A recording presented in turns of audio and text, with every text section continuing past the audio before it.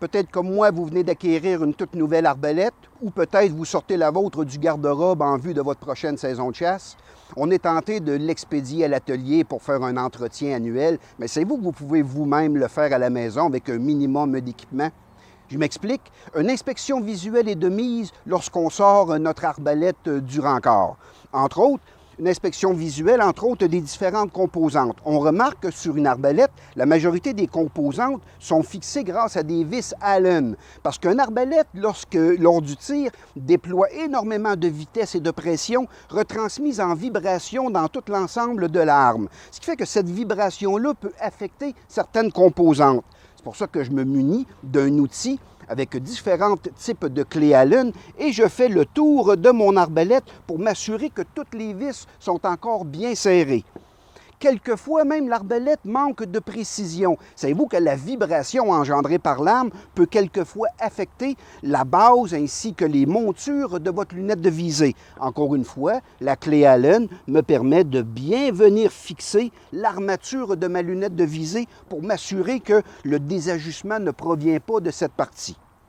La corde maintenant. La corde développe énormément de pression et soumise à d'énormes stress. La chaleur dégagée sur le rail, entre autres, ce qui fait que je dois inspecter ma corde.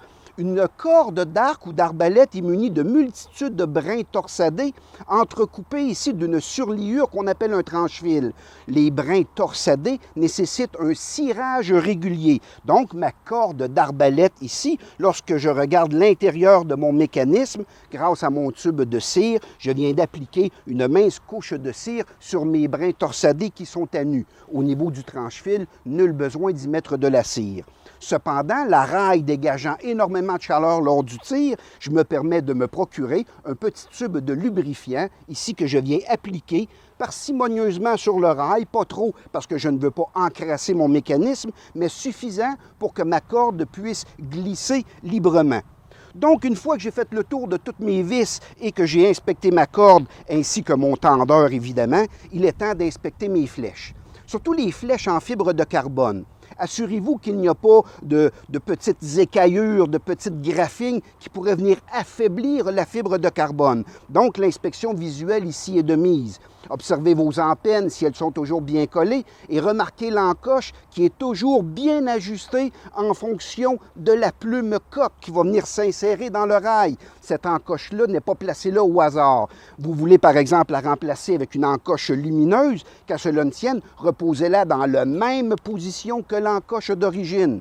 Vous voulez changer de pointe, enlever vos pointes de pratique pour une pointe de chasse, bien, munissez-vous d'un outil pour venir visser votre pointe de chasse, sachant qu'elles sont tranchantes comme un rasoir. Ici, avec un outil, le tour est joué facilement. Donc, une inspection visuelle de votre engin, attention à votre corde, inspection visuelle de vos flèches et le tour est joué. Vous économisez quelques dollars et vous vous assurez que votre engin de chasse est en pleine forme et précise pour la prochaine saison.